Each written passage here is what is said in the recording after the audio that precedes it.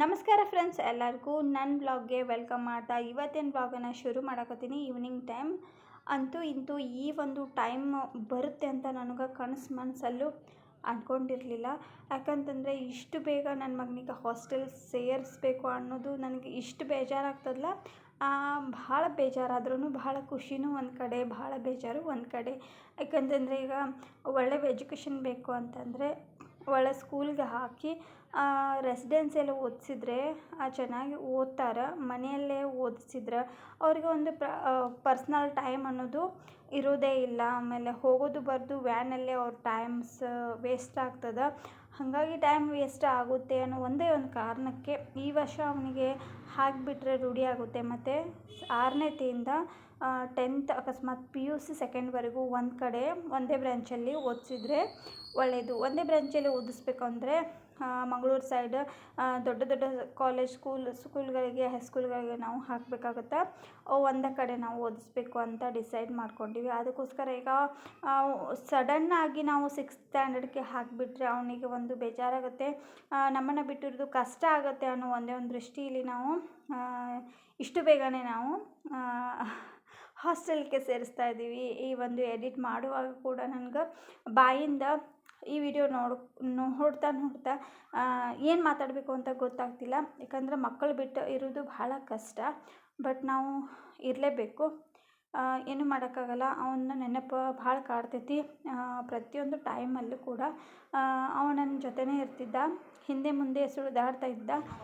So ದೊಡ್ಡ ಮಗ ಅಂದರೆ ನಿಮ್ಗೆ ಗೊತ್ತೇ ಇಲ್ಲ, ಮಗಳ ಥರನೇ ಮಗ ಕೂಡ ಮಗಳ ಥರನೇ ಇರ್ತಾನೆ. ಯಾಕಂದರೆ ಪ್ರತಿಯೊಂದು ಪೂಜೆ ಮಾಡೋದಾಗಿರ್ಬೋದು, ಚಹಾ ಮಾಡುವಾಗ ನನಗೆ ಹೆಲ್ಪ್ ಮಾಡ್ತಾನೆ. ಶಾಪಿಂಗ್ ಮಾಡುವಾಗ ಕೂಡ ಸಹ ನಾನು ಮಾಡ್ತೀನಿ ಅಂತ ಬರ್ತಿದ್ದ.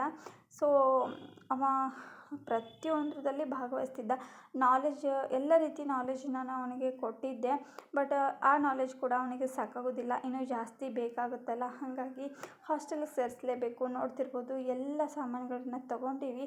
ಪ್ರತಿಯೊಂದಕ್ಕೂ ನಾವು ಕೂತ್ಕೊಂಡು ಇವತ್ತು ಸಂಜೆ ಟೈಮ್ ಆಗಿತ್ತಲ್ಲ, ಎಲ್ಲಕ್ಕೂ ಕೂಡ ನಾವು ಹೆಸರನ್ನು ಹಾಕಕತ್ತೀವಿ. ಯಾಕಂತಂದರೆ ಈ ರೀತಿ ಹೆಸರು ಬರೆದ್ರೆ ಯಾವುದು ಕೂಡ ಮಿಸ್ ಆಗೋಲ್ಲ. ಮಿಸ್ ಆದ್ರೂ ನಂದು ನಿಂದು ಅಂತ ಜಗಳ ಮಾಡ್ತಾರೆ. ಆ ಟೈಮಲ್ಲಿ ಅವನ ಹೆಸರು ಏನಾದರೂ ಅದ್ರ ಮೇಲೆ ಇತ್ತಂದ್ರೆ ಡೈರೆಕ್ಟಾಗಿ ಆರಾಮ್ಸೆ ಅದನ್ನು ತೊಗೊಂಡು ಯೂಸ್ ಮಾಡ್ಕೋಬಹುದು. ಹೆಸರಿಲ್ಲ ಅಂತಂದರೆ ಸ್ವಲ್ಪ ತ್ರಾಸಾಗುತ್ತೆ, ಮುಷ್ಕಿಲಾಗ್ತದೆ. ನಂದು ಆ್ಯಕ್ಚುಲಿ ಒಂದೇ ತೊಗೊಂಡಿದ್ರು ಕೂಡ ಅವರು ಬಾಯಿ ಬಡಿತಾರೆ ಕೆಲವೊಬ್ಬರು. ಹೀಗಾಗಿ ಒಬ್ರಿಗೊಬ್ಬರು ಏನೋ ಕಲಿತು ಇದ್ದದನ್ನು ಯೂಸ್ ಮಾಡಿಕೊಂಡು ಕಲಿತು ಏನೋ ಬರಬೇಕು ಅನ್ನೋದು ನಮ್ಮದೊಂದು ಆಸೆ ಅಷ್ಟೇ. ಸೊ ಯಾವುದು ಕೂಡ ಮಿಸ್ ಆಗಬಾರ್ದು, ಜಗಳ ಜಾಪತ್ರೆ ಏನೂ ಆಗಬಾರ್ದು ಅಂಥೇಳಿ ಈವನ್ ಪೆನ್ನಿಗೂ ಕೂಡ ನಾನು ಬಿಡಲಿಲ್ಲ, ಮಾರ್ಕರ್ ಪೆನ್ನಿಂದ ಹೆಸರು ಹಾಕ್ತಾಯಿದ್ದೀನಿ. ಆಮೇಲೆ ಅವನಿಗೆ ಏನೇ ಕೆಟ್ಟ ವಿಚಾರ ಆಗಲಿ, ಕೆಟ್ಟ ಕನಸು ಬೀಳ್ತಿದ್ರೆ ಪ್ರತಿಯೊಂದನ್ನು ಅವನಿಗೆ ಏನು ಹೇಳಬೇಕು ಆ ರೀತಿ ಅವನಿಗೆ ಮೆಂಟಲಿ ಪ್ರಿಪೇರ್ ಮಾಡಿದ್ದೀನಿ. ದೇವ್ರ ಧ್ಯಾನ ಮಾಡು, ಬೆಳಗ್ಗೆ ಎದ್ದ ತಕ್ಷಣ ವಾರ್ಡನ್ ಸರ್ ಆಗಿರ್ಬೋದು, ಟೀಚರ್ಸ್ ಸ್ಕೂಲಲ್ಲಿ ಆಗಿರ್ಬೋದು, ಯಾರೇ ಏನೇ ಹೇಳಿದ್ರು ಸರಿಯಾಗಿ ವರ್ಕ್ ಮಾಡು, ನೀ ಸರಿಯಾಗಿ ವರ್ಕ್ ಮಾಡಿದರೆ ಸೊ ನಿನ್ಗೆ ಅಪ್ರಿಷಿಯೇಟ್ ಮಾಡ್ತಾರೆ ಅಂಥೇಳಿ ಏನೋ ಹಾಗೆ ಹೀಗೆ. ಮತ್ತು ಹಾಸ್ಟೆಲಲ್ಲಿ ಯಾವ ರೀತಿ ಇರ್ತದೆ ಎಲ್ಲನೂ ನಾನು ಹೇಳಿದ್ದೀನಿ ನನಗೆ ತಿಳಿದಿರೋ ಮಟ್ಟಿಗೆ. ಎಲ್ಲನೂ ಅವ ಒಪ್ಕೊಂಡು ಆರಾಮ್ಸೆ ಇರ್ತೀನಿ ಮಮ್ಮಿ ಅಂತ ಖುಷಿಲೇ ಅವನಾಗೆ ರೆಡಿಯಾಗಿ ಹೋಗಿದ್ದೇ ಒಂದು ದೊಡ್ಡ ಮಾತು. ಬೇರೆ ಮಕ್ಕಳಾಗಿದ್ದರೆ ಹೋಗ್ತಿರಲಿಲ್ಲ, ಅಳ್ತಿದ್ರು, ಹೋಗಂಗಿಲ್ಲ ಅಂತ ಆರ್ಗ್ಯೂ ಮಾಡ್ತಿದ್ರೇನೋ. ಬಟ್ ನನ್ನ ಮಗ ಮಾಡಲಿಲ್ಲ, ಹೋಗ್ತೀನಿ ಅಂತ ಖುಷಿಯಿಂದನೇ ಅವ ಎಲ್ಲನೂ ರೆಡಿ ಮಾಡ್ಕೊಳ್ತಾ ಇದ್ದಾನೆ. ಮತ್ತು ಬಜಾರ್ ಕೂಡ ಕರ್ಕೊಂಡೋಗಿ ಎಲ್ಲನೂ ಅವ್ನ ಸಾಮಾನು ಏನೇನು ಬೇಕು ಒಂದು ಬಿಡದೇ ಎಲ್ಲನೂ ತಂದಿದ್ರೂ ಕೂಡ ಕೆಲವೊಂದನ್ನು ಮಿಸ್ ಮಾಡಿದೆ. ಬಟ್ ಅರ್ಜೆಂಟಾಗಿ ಇವತ್ತೇ ಸಾಯಂಕಾಲ ಬರಬೇಕು ಅಂಥೇಳಿ ಅವನಿಗೆ ಅವತ್ತಿನ ದಿನ ಹೇಳಿದರು. ಹಾಗಾಗಿ ಈ ವಿಡಿಯೋ ಆ್ಯಕ್ಚುಲಿ ಲೇಟಾಗಿ ಬರಾಕತ್ತೈತಿ. ಅವನು ಹೋಗಿದ್ದು ಜೂನ್ 10ನೇ ತಾರೀಕು ಏನೋ ಹೋಗಿದ್ದು. ಸೊ ಇದು ಲೇಟಾಗಿಯೇ ಬರಾಕತ್ತೈತಿ ನಿಮ್ಗೆ ಒಂದು ವಿಡಿಯೋ. ಹೀಗಾಗಿ ಸೊ ನಾನು ಕೂಡ ಸ್ಕೂಲಿಗೆ ಹೋಗ್ತಾ ಇದ್ದೀನಿಲ್ಲ, ಸೊ ಹಂಗಾಗಿ ಇದನ್ನು ಎಡಿಟ್ ಮಾಡಲಿಕ್ಕೆ ಸ್ವಲ್ಪ ಲೇಟ್ ಆಯಿತು ಫ್ರೆಂಡ್ಸ್. ಓಕೆ, ಲೇಟ್ ಆದರೂ ಪರವಾಗಿಲ್ಲ, ನನ್ನ ವಿಡಿಯೋಕ್ಕೆ ಇಷ್ಟಪಡೋರು ಸಪೋರ್ಟ್ ಮಾಡ್ತೀರಾ ಅಂತ ಅನ್ಕೋತೀನಿ. ಹಂಗೆ ಫೈನಲಿ ಎಲ್ಲ ರೆಡಿ ಆದ್ವಿ. ಆ್ಯಂಡ್ ಕಾರಲ್ಲಿ ಅವನಿಗೆ ಕರ್ಕೊಂಡೀಗ ಹೋಗಿ ಬಿಟ್ಟು ಬರಾಕತ್ತೀವಿ. ಈ ಸ್ಕೂಲಲ್ಲಿ ಮಾತ್ರ ನಮಗೆ ಎಲ್ಲ ಪರಿಚಯ ಇರೋರೇ ಅದಾರ. ಬಟ್ ಆದರೂ ಕೂಡ ಅವರ ಒಂದು ಸಿಸ್ಟಮ್ ಪ್ರಕಾರನೇ ನಾವು ಹೋಗಬೇಕಾಗುತ್ತೆ. ಮತ್ತು ಅತಿಯಾಗಿ ನಾವು ನಮಗೆ ಈಸಿ ಮೆಥಡಾಗಿ ನಮ್ಗೆ ಸಿಗೋ ಹಾಗೆ ಮಾಡಿಕೊಂಡ್ರೆ ಮಕ್ಕಳು ಕಲಿಯಲ್ಲ. ಸೊ ರೂಲ್ಸ್ ಆ್ಯಂಡ್ ರೆಗ್ಯುಲೇಷನ್ ಅವ್ರ ಥರನೇ ಫಾಲೋ ಮಾಡಿದ್ರೆ ಬೆಟರ್ ಅಂತ ನನ್ನ ಒಂದು ಅಭಿಪ್ರಾಯ. ಸೊ ಹಾಗಾಗಿ ಅವರ ಒಂದು ರೂಲ್ಸ್ ಪ್ರಕಾರನೇ ಇನ್ಮೇಲೆ ನೋಡಬೇಕು. ಇವತ್ತು ಬಿಟ್ಟು ಹೋದ ಮೇಲೆ ಎಷ್ಟು ದಿನದ ಮೇಲೆ ಫೋನ್ ಹಚ್ತಾರೆ, ಸೊ ಯಾವಾಗ ಮೀಟ್ ಮಾಡಿಸ್ತಾರೆ ಅನ್ನೋದು ಏನು ಕೂಡ ಐಡಿಯಾ ಇಲ್ಲ. ಓಕೆ, ಇವಾಗ ಫೈನಲಾಗಿ ಸ್ಕೂಲಿಗೆ ಬಂದ್ವಿ. ಈ ಒಂದು ಬ್ರ್ಯಾಂಚಲ್ಲಿ ಇದು ಸ್ಕೂಲ್ ಐತಿ. ಹಾಗೆ ಒಬ್ಬರು ಸರ್ ಹೇಳಿದ್ರು, ಸೊ ಹಾಗೆ ಮುಂದೆ ಹೋಗಿ ಅಂತಂದರು. ಅದಕ್ಕೋಸ್ಕರ ಮತ್ತೆ ಮುಂದೆ ಹೋಗಾಕತ್ತೀವಿ. ಸ್ಕೂಲ್ ಮಾತ್ರ ಸಖತ್ ಹೊಡೆದೈತಿ ಮತ್ತು ಹಾಸ್ಟೆಲ್ನೂ ಕೂಡ ನೀಟ್ ಆ್ಯಂಡ್ ಕ್ಲೀನಾಗಿ ಐತಿ. ಒಳಗಡೆ ಎಲ್ಲ ತೋರಿಸ್ತೀನಿ ಬರ್ರಿ. ವಿಡಿಯೋನ ಸ್ಕಿಪ್ ಮಾಡಬೇಡಿ. ವಿಡಿಯೋ ಸ್ಕಿಪ್ ಮಾಡಿದ್ರೆ ಏನೂ ಕೂಡ ಗೊತ್ತಾಗೋದಿಲ್ಲ. ನಾನು ವ್ಲಾಗ್ ಮಾಡಿದ್ದೆ ಸ್ವಲ್ಪ ಐತಿ. ಸೊ ಚಿಕ್ಕದಾಗೇ ಮಾಡ್ಕೊಂಡೀನಿ, ಆದಷ್ಟು ಎಲ್ಲನೂ ಕವರ್ ಆಗಲಿ ಅಂತ. ಓಕೆ, ಇವಾಗ ನನ್ನ ಮಗನ ಒಂದು ಸಾಮಾನುಗಳನ್ನ ಎಲ್ಲನೂ ಎತ್ತಿ ಒಳಗೆ ಒಯ್ಯೋಣ. ಸೊ ಅವ್ನಿಗೆ ನೋಡ್ತಿರ್ಬೋದು ಎಷ್ಟು ಒಳಗೆ ಒಂಚೂರು ತುಕ್ಕ ಐತಿ, ಬಟ್ ಮೇಲ್ನೋಟಕ್ಕೆ ಫುಲ್ ಹ್ಯಾಪಿಯಾಗಿರೋ ಥರನೇ ಅವನಿಗೊಂದು ಫೇಸ್ ಇಟ್ಕೊಂಡಾನ.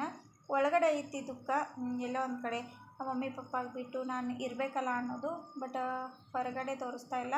ಅನಿವಾರ್ಯ, ನಾನು ಹೋಗಿ ಕಲಿಬೇಕು, ನಮ್ಮ ಮಮ್ಮಿ ಪಪ್ಪನ ಮಾತು ಕೇಳಬೇಕು ಅನ್ನೋದು ಅವನಿಗೆ ಒಂದು ಮನಸ್ಸಿದೆಲ್ಲ, ಅದು ಮುಖ್ಯ ಆಗ್ತದೆ. ಪ್ರತಿಯೊಂದು ಮಕ್ಕಳಿಗೂ ಅದು ಇರೋಂಗಿಲ್ಲ.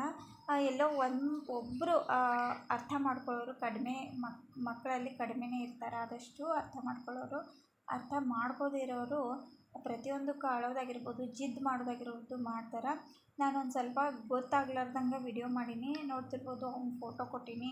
ಸೊ ಅವನ್ನ ನೇಮ್ ಹಾಕಿ ಅಡ್ಮಿಷನ್ ಆಗೈತಿ. ಮತ್ತು ಹಾಸ್ಟೆಲ್ಗೆ ಕೂಡ ನಾವು ಅಡ್ಮಿಷನ್ ಮಾಡಿವಿ ಅಂಥೇಳಿ ಪ್ರತಿಯೊಂದು ಪ್ರೂಫ್ ಒಂದಷ್ಟು ಡಾಕ್ಯುಮೆಂಟ್ಸ್ ಫಾರ್ಮೇಟ್ ಕೊಡಾಕತ್ತಿದ್ರು. ಸೊ ಅದನ್ನೆಲ್ಲ ಫಿಲಪ್ ಮಾಡಿ ಕೊಟ್ವಿ. ಒಂದಿಷ್ಟು ಅಮೌಂಟ್ ಕೂಡ ಎನಿಸ್ಕೊಟ್ಬಿಟ್ರು. ಸ್ಟಾರ್ಟಿಂಗಲ್ಲೇ ಒಂದಿಷ್ಟು 25,000 ಈ ರೀತಿ ಸ್ಟಾರ್ಟಿಂಗಲ್ಲಿ ತೊಗೊಂಡ್ರು. 1 ಮಂತು ಅಥವಾ 2 ಮಂತು PT ಮೀಟಿಂಗ್ ಅಂದರೆ ಪೇರೆಂಟ್ಸ್ ಮೀಟಿಂಗ್ ಇದ್ದಾಗ ಮತ್ತೆ ಅದನ್ನು ನಾವು ಅರ್ಧ ಅಮೌಂಟನ್ನ ಕೊಡಬೇಕಾಗುತ್ತೆ.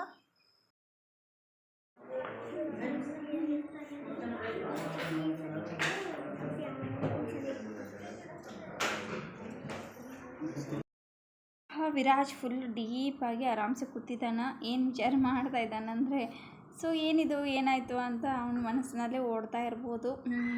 ಅನಿವಾರ್ಯ ಹೋಗಲೇಬೇಕು. ಒಂದಿಷ್ಟು ದುಡ್ಡನ್ನು ಎಣಿಸಿ ಕೊಟ್ವಿ. ಆಮೇಲೆ ಎಲ್ಲ ಅವರ ಒಂದು ಈಗ ಹಾಸ್ಟೆಲ್ ಯಾವ ರೀತಿ ಐತೆ ಅಂತ ತೋರ್ಸಾಕತ್ತೀನಿ. ಒಳಗಡೆ ಬಂದ ಮೇಲೆ ಈ ರೀತಿ ಒಂದು ಒಂದು ರೀತಿ ವರಾಂಡ ಏನೈತಲ್ಲ, ಔಟ್ಸೈಡ್ ಸೆಂಟ್ರಲ್ಲಿ ಸ್ವಲ್ಪ ಸ್ಪೇಸ್ ಅದ. ಒಂಚೂರು ಬೆಳಕು ಬರೋ ರೀತಿಯಲ್ಲೇ ಇಟ್ಟಾರ.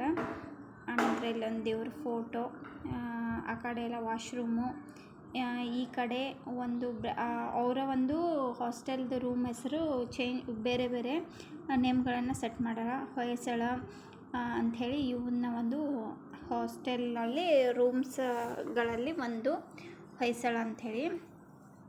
ಸೊ ಇಷ್ಟ ಆಯಿತು. ಸೊ ಕ್ಲೀನ್ ಇತ್ತು, ಒಂಚೂರು ಸ್ಮೆಲ್ ಇದ್ದಿದ್ದಿಲ್ಲ.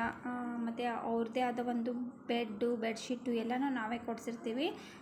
ಹೀಗಾಗಿ ತೀರಾ ಕ್ಲೀನ್ ಅಂತ ಅನಿಸುತ್ತೆ. ಯಾಕಂದ್ರೆ ಅವರೇ ಕೊಡೋದಾಗಿತ್ತಪ್ಪ ಅಂತಂದ್ರೆ, ಅವ್ರು ಹೊಸದೇ ಕೊಟ್ಟರಪ್ಪ ಅಂತಂದ್ರೂ ನಮಗದು ಸಫಿಸಿಯೆಂಟ್ ಅಂತ ಅನ್ನಿಸ್ತಿದ್ದಿಲ್ಲ, ಮನಸ್ಸು ಶಾಂತಿ ಅಂತ ಅನ್ನಿಸ್ತಿದ್ದಿಲ್ಲ. ಯಾಕಂತಂದ್ರೆ ಅವ್ರು ಯಾವುದೇ ಕೊಟ್ರೂ, ಹಳೇದು ಕೊಟ್ರೇನೋ ಹೊಸದು ಕೊಟ್ರೇನೋ ಚಾದರ್ ಸರಿ ಇತ್ತೋ ಇಲ್ಲೋ ಈ ರೀತಿ ಒಂದು ಫೀಲ್ ಬರೋದಂದ್ರೂ ಗ್ಯಾರಂಟಿ. ಹಾಗಾಗಿ ನಾವೇ ತೊಗೊಂಡಿದ್ದು ನಾವೇ ಕೊಟ್ಟಿವಲ್ಲ, ಅದು ನಮ್ಗೆ ಖುಷಿ ಅದ.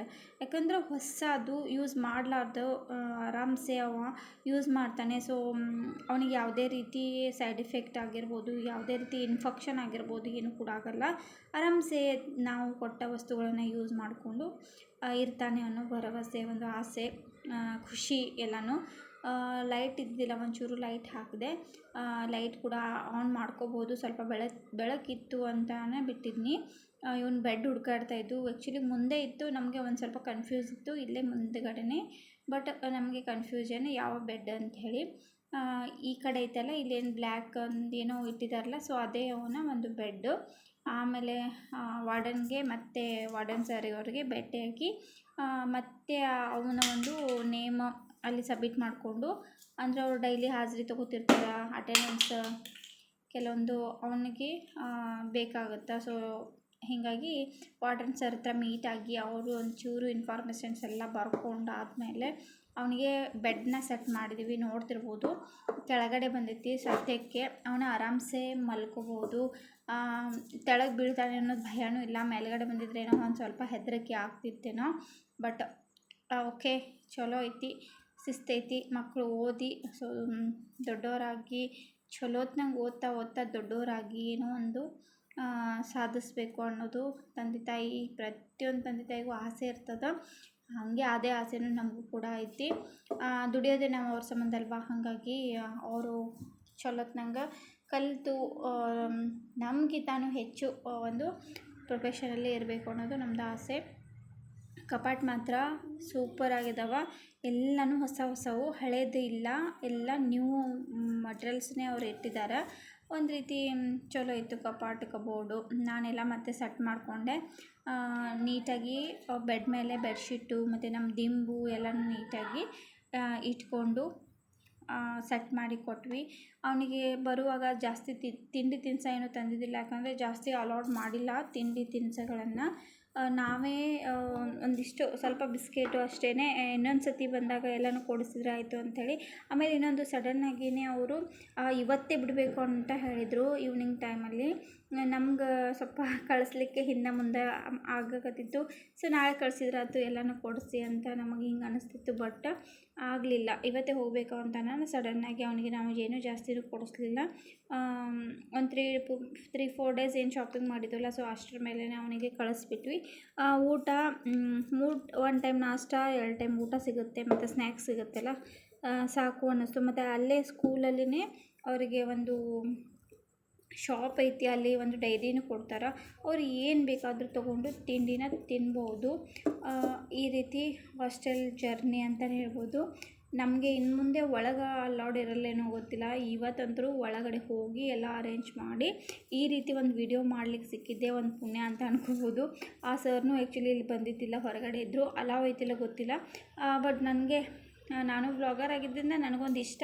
ಸೊ ಇದನ್ನು ಬಿಟ್ಟು ವಿಡಿಯೋ ಮಾಡಿಕೊಟ್ಟ. ಸೊ ಬಿಟ್ಟು ವಿಡಿಯೋ ಮಾಡಪ್ಪ ಅಂತ ಹೇಳಿದೆ. ವಿರಾಜ್ಗೆ ಸ್ವಲ್ಪ ಟೆನ್ಸ್ ಇರ್ತಾರೆ. ಸೊ ಅದಕ್ಕೋಸ್ಕರ ಅವ್ನು ಬೆನ್ನು ಹತ್ತಿದ್ದಿಲ್ಲ. ವಿಹಾನ್ ಮಾಡಪ್ಪಿ ಪ್ಲೀಸ್ ಅಂತ ನಾನು. ಸೊ ಕೆಲವೊಂದಿಷ್ಟು ಸುಮ್ಮನೆ ಇಟ್ಟಿದ್ದೀನಿ. ಇನ್ನು ಕೆಲವೊಂದಿಷ್ಟು ಅವ ಹೆಂಗೆ ಅರೇಂಜ್ ಮಾಡ್ತಾನೋ ಗೊತ್ತಿಲ್ಲ. ಸೊ ಫೈನಲಿ ಬಿಟ್ಟು ಹೋಗ್ತಾ ಇದ್ದೀವಿ. ಏನೋ ಒಂದು ರೀತಿ ಮನಸ್ಸಿಗೆ ಕೆಟ್ಟ ಅನಿಸುತ್ತೆ, ಒಂದು ಕಡೆ ಖುಷಿನೂ ಅನಿಸುತ್ತೆ. ನನ್ನ ಮಗನಿಗೆ ಪ್ರತಿಯೊಂದರಲ್ಲೂ ನನ್ನ ಮಗ ನನ್ನ ಜೊತೆಲೇ ಇರ್ತಿದ್ದ. ಮಕ್ಕಳಂದ ತಕ್ಷಣ ಜೊತೆಲೇ ಇರ್ತಾರೆ. ನಾವು ಏನು ಮಾಡ್ತಿದ್ರೂ ಜೊತೆಯಾಗಿರೋದು, ಮಾತಾಡೋದು, ಪ್ರತಿಯೊಂದು ಕೆಲಸದಲ್ಲಿ ಇನ್ವಾಲ್ವ್ ಆಗೋದು, ಈ ರೀತಿ ಮಾಡೋದಂತೂ ಸಹಜಿಕ. ಬಟ್ ನಿಜ ಹೇಳಬೇಕು ಅಂದರೆ ಬಂದ ತಕ್ಷಣ ನನ್ನ ಕಣ್ಣಾಗ ನೀರನ್ನು ನಿಂತಿಲ್ಲ. ಸಿಕ್ಕಾಪಟ್ಟೆ ಕಣ್ಣಾಗ ನೀರು ಹಾಕಿದ್ದು. ಆದರೆ ಮಕ್ಕಳ ಸಲುವಾಗಿ ನೆನೆಸ್ಕೊಂಡು ಅಳಬಾರ್ದಂತೆ. ಯಾರಿಗೆ ನಾವು ಪ್ರೀತಿ ಮಾಡ್ತೀವೋ ಅವ್ರ ಸಲುವಾಗಿ ನೆನೆಸ್ಕೊಂಡು ಅಳಬಾರ್ದಂತೆ. ಅವ್ರದ್ದು ನಮಗೂ ಕೆಟ್ಟದಾಗುತ್ತೆ ಮತ್ತು ಅವರಿಗೂ ಕೆಟ್ಟದಾಗತ್ತಂತೆ. ಆದ್ರೂ ತಡ್ಕೊಳಿಕ್ಕಾಗಲಿಲ್ಲ, ಹತ್ಬಿಟ್ಟೆ. ಮನಸ್ಸಾಗರ ಮಾಡಿಕೊಂಡೆ. ಅದಾದಮೇಲೆ ಏನೂ ಮಾಡೋಕ್ಕಾಗಲ್ಲ, ಬಿಡಲೇಬೇಕಾಗಿತ್ತು. ನನ್ನ ಮಗನಿಗೆ ಬಿಟ್ಟು ಬಂದ್ವಿ. ಐ ಹೋಪ್ ನಿಮ್ಮಲ್ಲಿ ಯಾರಾದರೂ ಈ ರೀತಿ ಹಾಸ್ಟೆಲ್ಗೆ ಬಂದು ಮಕ್ಕಳನ್ನ ಬಿಟ್ಟು ಬಂದು ಮನೆಗೆ ಬಂದು ಮನೆಯೆಲ್ಲ ಖಾಲಿ ಅಂತ ಅನಿಸೋದು ಸಹಜಿಕ. ಮತ್ತು ಯಾರಿಗೆಲ್ಲ ಈ ರೀತಿ ಫೀಲ್ ಆಗಿದೆ ಅಂತ ಕಮೆಂಟ್ ಮಾಡಿ ಹೇಳಿ. ನನಗಂತೂ ಸಿಕ್ಕಾಪಟ್ಟೆ ಮೂಡ್ ಅಪ್ಸೆಟ್ ಅಂತೂ. ಇಷ್ಟು ವರ್ಷ ನಮ್ಮ ಜೊತೆನೇ ಇದ್ದ. ಸೊ ಸಡನ್ನಾಗಿ ಅವ ಹಾಸ್ಟೆಲ್ಗೆ ಹೋಗ್ತಾನೆ ಅಂತಂದರೆ, ಬೇರೆ ಕಡೆ ನಮ್ಮ ಬಿಟ್ಟಿರ್ತಾನೆ ಅನ್ನೋದು ಒಂದು ನಮಗೆ ಮನಸ್ಸಿಗೆ ಇಷ್ಟನೇ ಆಗೋದಿಲ್ಲ, ಕಷ್ಟ ಆಗುತ್ತೆ. ಬಟ್ ಎನಿವೆ ರೂಢಿ ಮಾಡಲೇಬೇಕು. ಅವನ್ನ ನಾವು ಬರಲೇಬೇಕಾಗಿತ್ತು. ಹಾಗಾಗಿ ಬಂದ್ವಿ. ಇದಾಗಿತ್ತು ಫ್ರೆಂಡ್ಸ್ ಇವತ್ತಿನ ವಿಡಿಯೋ. ಈ ಒಂದು ದಿನ ಇಷ್ಟು ಜಲ್ದಿ ಬರುತ್ತೆ ಅಂತ ಅಂದ್ಕೊಂಡೇ ಇದ್ದಿದ್ದಿಲ್ಲ. ಬಹಳ ಬೇಜಾರು ಇವತ್ತಿನ ದಿನ. ಒಂದು ರೀತಿ ಖುಷಿ, ಯಾಕಂದ್ರೆ ಕೆಲವರಿಗೆ ಒಳ್ಳೆ ಸ್ಕೂಲಲ್ಲಿ ಒಳ್ಳೆ ಸೀಟ್ ಸಿಗೋದು ತುಂಬ ಕಷ್ಟನೇ. ಏನು ಮಾಡೋಕ್ಕಾಗಲ್ಲ. ನಾನು ಹೋಗಿ ಬಿಟ್ಟು ಬಂದು ಸಿಕ್ಕಾಪಟ್ಟೆ ಅತ್ತೆ. ಒಂದು ಟೈಮಲ್ಲಿ ತಂದೆ ತಾಯಿ ಬಿಟ್ಟು ಬರೋವಾಗೂ ಈ ರೀತಿ ಒಂದು ಫೀಲ್ ಇರುತ್ತಲ್ಲ, ಅದೇ ಫೀಲು ಹೆತ್ತ ಕರುಳನ್ನು ದೂರ ಬಿಟ್ಟು ಬಂದಾಗ ಅದೇ ಒಂದು ಫೀಲ್ ಇರುತ್ತೆ. ಅದೇ ರೀತಿಯೇ ಅಳ್ತಿರ್ತೀವಿ. ಹಾಗೆ ಕೂಡ ಬಿಟ್ಟು ಕೂಡ ಸಿಕ್ಕಾಪಟ್ಟೆ ರಾತ್ರಿ ಅತ್ತ ಏನೋ ಗೊತ್ತಿಲ್ಲ, ಅವನಿಗೆ ಅವ್ರ ಅಣ್ಣನ ನೆನಪಾಯಿತು ಕಾಣಿಸುತ್ತೆ. ಸಿಕ್ಕಾಪಟ್ಟೆ ಕಣ್ಣೀರು ಹಾಕಿದ. ನನಗೆ ಬೇಜಾರಾಯಿತು, ಯಾಕಂದರೆ ಪ್ರತಿಯೊಂದರಲ್ಲೂ ಅವರು ಕೂಡಿನೇ ಊಟ ಮಾಡೋದು, ಕೂಡಿನೇ ಆಟ ಆಡೋದು, ಕೂಡಿನೇ ಕುಂಡ್ರೋದು, ಕೂಡಿನೇ ಅಭ್ಯಾಸ ಮಾಡೋದು ಮಾಡ್ತಿದ್ರು. ಅವನಿಗೂ ಕೂಡ ಬೇಜಾರಾಯಿತು. 4-5 ದಿನ ಆತ ನಾವು ಕೂಡ ಹತ್ವಿ. 4-5 ದಿನ ಆ್ಯಕ್ಚುಲಿ ವಿಡಿಯೋ ಎಡಿಟ್ ಮಾಡುವಾಗ ಕಣ್ಣಲ್ಲಿ ನೀರು ಬರ್ತಾಯಿತ್ತು. ಏನು ಮಾಡೋಕ್ಕಾಗಲ್ಲ, ಎಡಿಟ್ ಮಾಡಲೇಬೇಕು. ನಿಮಗೆ ನಾನು ಶೇರ್ ಮಾಡಬೇಕು ಅಂತ ಇಷ್ಟಪಟ್ಟು ಇದನ್ನು ಶೇರ್ ಮಾಡಿದೆ. ಬಿಟ್ಟು ನೋಡ್ರಿ ಹೆಂಗೆ ಅಳಾಕತ್ತಾನ, ಭಾಳ ಬಿಕ್ಕಿ ಬಿಕ್ಕಿ ಅಳಾಕತ್ತಿದ್ದ. ಅವ್ರ ಪಪ್ಪನೂ ಕೂಡ ಸಮಾಧಾನ ಮಾಡಿದರು. ಏನು ಮಾಡೋಕ್ಕಾಗಲ್ಲ. ಅವನು ಕೂಡ ಅತ್ತ ಮನೆಯಲ್ಲಿ ಅನ್ನ ಇಲ್ಲ ಅಂಥೇಳಿ ಅವನಿಗೂ ಖಾಲಿ ಖಾಲಿ ಅನ್ನಿಸ್ತು, ನಮಗೂ ಕೂಡ ಖಾಲಿ ಖಾಲಿ ಅನ್ನಿಸ್ತು. ಒಂದು 3-4 ಡೇಸ್ ಕೂಡ ಅವನು ಅತ್ತ, ನಾವು ಕೂಡ ಆಗ್ತೀವಿ. ಓಕೆ, ನಿಮ್ಗಳಲ್ಲಿ ಯಾರಿಗಾದರೂ ಈ ರೀತಿ ಒಂದು ಅನುಭವ ಆಗಿದ್ದರೆ ಕಮೆಂಟ್ ಮಾಡಿ ಹೇಳಿ. ಹೊಸಬ್ರು ಯಾರಾದ್ರು ನೋಡ್ತಿದ್ರೆ ನನ್ನ ಚಾನಲ್ಗೆ ಸಬ್ಸ್ಕ್ರೈಬ್ ಆಗಿ. ಮುಂಬರೋ ವೀಡಿಯೋಗಳಲ್ಲಿ ಮತ್ತೆ ನಾನು ಎಲ್ಲನೂ ಶೇರ್ ಮಾಡ್ಕೋತೀನಿ ಅಂತ ಹೇಳ್ತಾ ಈ ವಿಡಿಯೋನ ಇಲ್ಲಿಗೆ ಎಂಡ್ ಮಾಡ್ತೀನಿ friends. Thanks for watching. Take care. Bye bye. ನೀ ಹೇಳ್ರೆ ಗೊತ್ತಾಗುತ್ತೆ ನಂಗೆ ಯಾಕೆ ಆಳ್ತಿದ್ದೆ ಬಿಟ್ಟು ಅದಕ್ಕೆ ಏನು